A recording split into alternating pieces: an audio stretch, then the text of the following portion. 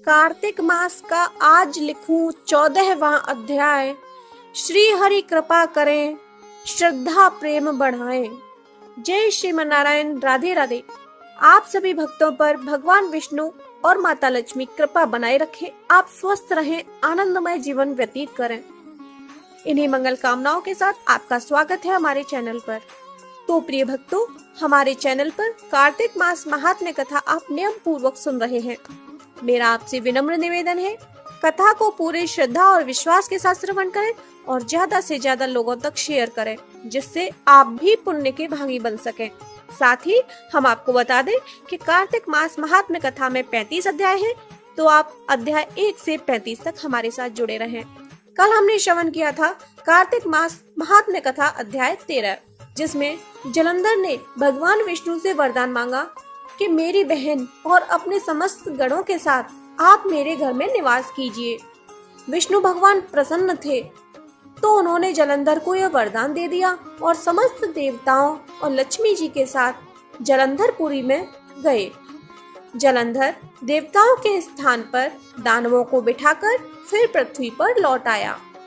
देवता, गंधर्व तथा सिद्धों के पास जो श्रेष्ठ रत्न थे, उन सबको अपने वश में करके सागर पुत्र जलंधर आनंद पूर्वक निवास करने लगा।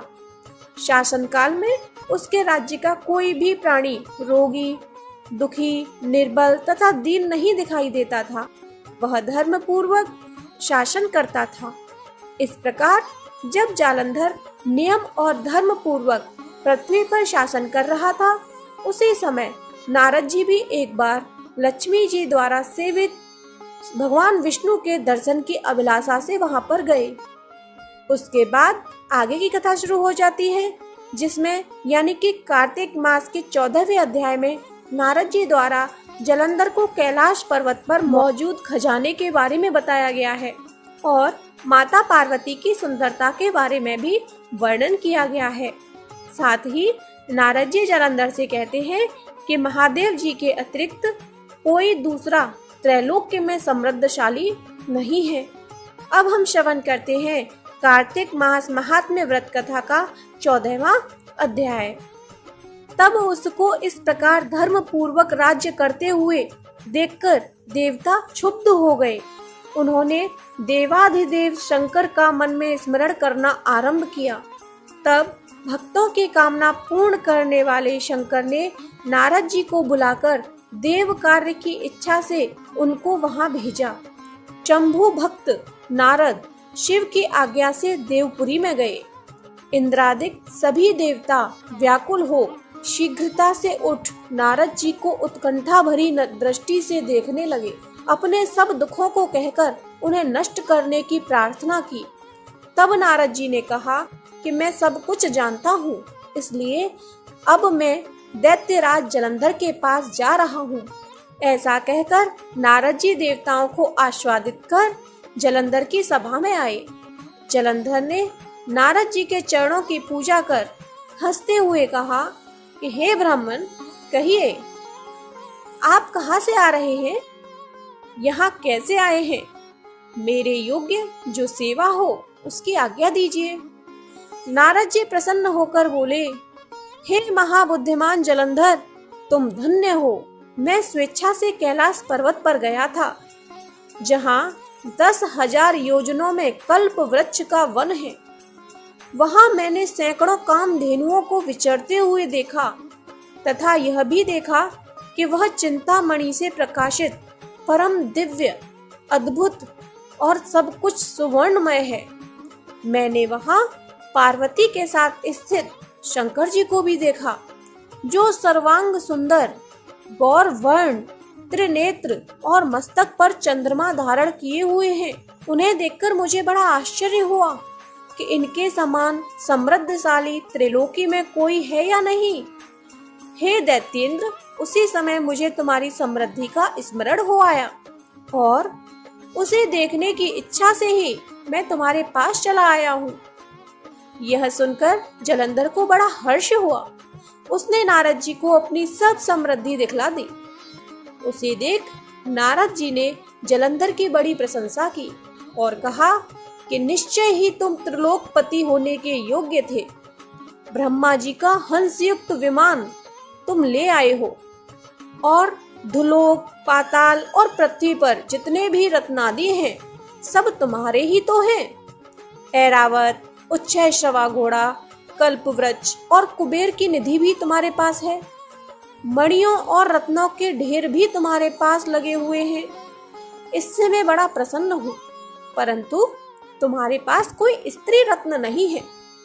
उसके बिना तुम्हारा यह सब फीका है। तुम किसी स्त्री रत्न को ग्रहण करो। नारद जी के ऐसे वचन सुनकर दैत्यराज काम से व्याकुल हो गया। उसने नारद जी को प्रणाम कर पूछा कि ऐसी स्त्री कहाँ मिलेगी जो सब रत्नों में श्रेष्ठ हो। नारद जी ने कहा, ऐसा रत्न तो कैलाश पर्वत में योगी शंकर के ही पास है। उनकी सर्वांग सुंदरी पत्नी देवी पार्वती बहुत ही मनोहर है। उनके समान सुंदरी मैं किसी को नहीं देखता। उनके उस रत्न की उपमा तीनों लोकों में कहीं नहीं है। देवर्षि उस दैत्य से ऐसा कहकर देव कार्य करने की इच्छा से आकाश मार्ग से चले गए। प्रिय भक्तों, कार्तिक मास महात्म्य कथा अध्याय 14 यही समाप्त होता है।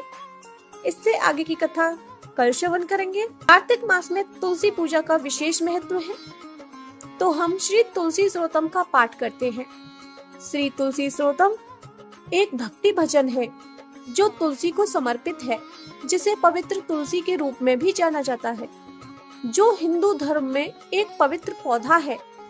तुलसी अपने आध्यात्मिक महत्व और औषधीय गुणों के लिए हिंदू परंपरा में अत्यधिक पूजनीय है। श्री तुलसी स्त्रोतम आध्यात्मिक क्षेत्र में तुलसी के गुणों और महत्व की प्रशंसा करता है। स्त्रोतम में आमतौर पर ऐसे छंद होते हैं जो तुलसी के विभिन्न गुणों और विशेषताओं जैसे पवित्रता, भगवान विष्णु और भगवान कृष्ण जैसे देवताओं के साथ इसके संबंध की प्रशंसा करते हैं। तो प्रिय भक्तों, तुलसी माता का स्मरण करते हुए तुलसी स्त्रोतम का भावार्थ करेंगे। हे जगत जननी, हे भगवान विष्णु की परम प्रिय, मैं आपको नमस्कार करती हूँ। उन्हीं से ब्रह्मा तथा अन्य देवता सृष्टि, पालन तथा संहार के कारण हैं। भगवान विष्णु की प्रिय शुभ तुलसी, आपको नमस्कार है। हे मुक्ति प्रदान करने वाली देवी, हे धन प्रदान करने वाली देवी, मैं तुम्हें नमस्कार करती हूँ। तुलसी का वृक्ष सदैव सभी विपत्तियों से मेरी रक्षा करे। चाहे इसका वर्णन किया जाए या स्मरण किया जाए, यह मनुष्य को शुद्ध कर देता है। मैं देवी तुलसी को सिर झुकाती हूँ, जिनका शरीर बहुत सुंदर है। उसके दर्शन से पापी प्राणी सभी पापों से मुक्त हो जाते हैं। समस्त चराचर जगत चर अचर तुलसी के वृक्ष द्वारा सुरक्षित है। वह जो पापियों को देखकर पापों का नाश करती है। मैं भाग्य की देवी को सादर प्रणाम करती हूँ, जिनकी हथेलियां कलयुग में अत्यधिक महान है। स्त्रियां, वैश्याएं तथा अन्य सभी सुख भोगते हैं। कलयुग में तुलसी के पेड़ का एक पत्ता भगवान विष्णु के सिर पर रखा गया था। वह सभी शुभ वस्तुओं को वरदान के सिर पर रख देता है। क्योंकि सभी देवता सदैव तुलसी के वृक्ष में निवास करते हैं, अतः मनुष्य को इस संसार में सभी देवताओं की पूजा करते हुए उसकी पूजा करनी चाहिए। तुलसी जो सब कुछ जानती है और भगवान को प्रिय है, आपको नमस्कार है। हे समस्त संपत्तियों के दाता, समस्त पापों से मेरी रक्षा करो। यह स्रोत पूर्व काल में बुद्धिमान पुंडरीक द्वारा गाया गया था। प्रतिदिन सुंदर तुलसी के पत्तों से भगवान विष्णु की पूजा करें। तुलसी भाग्य की देवी, भाग्य की देवी, भाग्य की महान देवी, भाग्य की देवी है। वह धर्मात्मा और धर्ममय मुख वाली है तथा देवी देवताओं के मन को प्रिय है। देवी लक्ष्मी उनकी प्रिय मित्र, उन्होंने स्वर्ग और पृथ्वी को हिलाया। जो मनुष्य तुलसी के इन 16 नामों का जप करता है, जो व्यक्ति सर्वोच्च भक्ति प्राप्त कर लेता है, वह अंत में भगवान विष्णु को धाम प्राप्त करता है। भगवान हरि को प्रिय तुलसी भूर्महाल लक्ष्मी पद्मिनी श्री।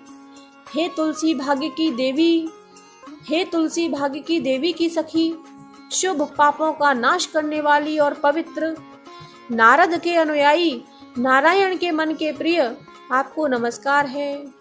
तो बोलिए तुलसी माता की जय, विष्णु भगवान की जय।